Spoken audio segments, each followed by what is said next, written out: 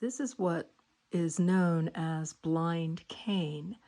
The reason it's called blind is because the holes where the material is attached to the chair, they only go partway into the frame. They do not come out the other side.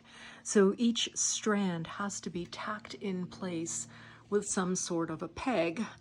I'm using little birch twigs mostly, although I do have pegs, but they are little, this particular chair, it was too tight for them to be used.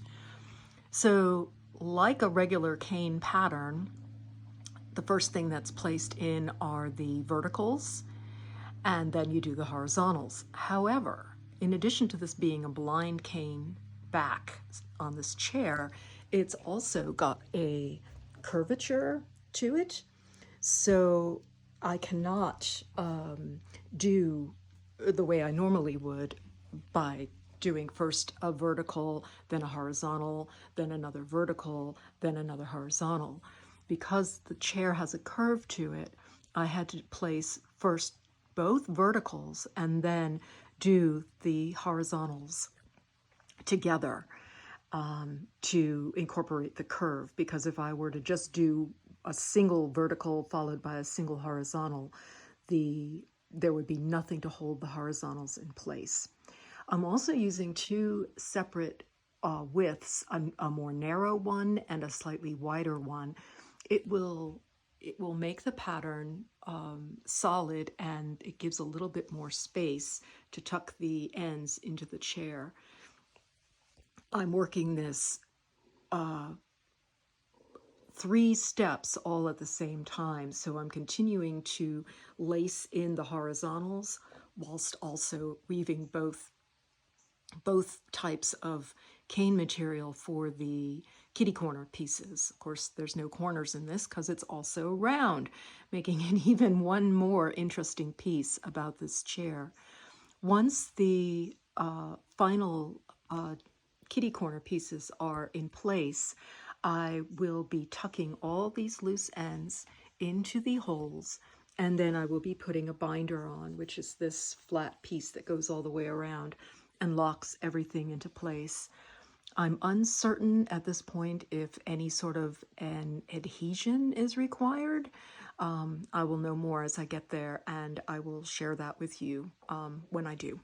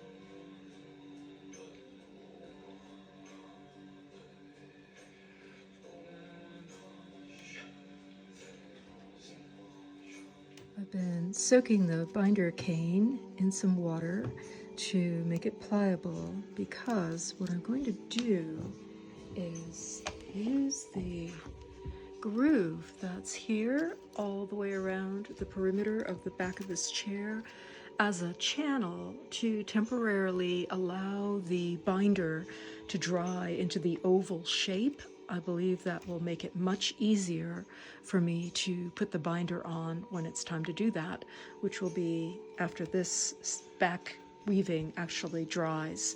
It's pretty taut now, but it'll be better tomorrow. Wrapped the binder around a couple of times and used some painter's tape, which won't harm the finish on the chair or do anything bad to the cane, and hopefully the binder will dry into this oval shape, which will make putting it onto the chair easier. We'll start back on this tomorrow once everything dries out again.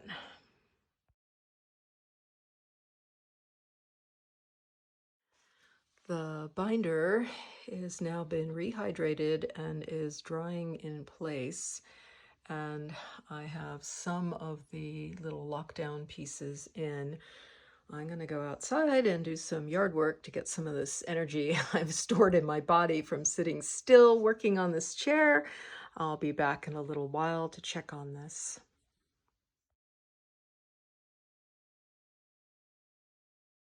And there we go. The binder is on. And with this video, I announce my retirement from antique chair seat repair. I may yet post some more chair videos if something interesting comes along that I choose to do for, gifting to somebody else. However, my business will be closed at the end of this month. And I thank you all for joining me in this video. I'll see you in the next one. Till then.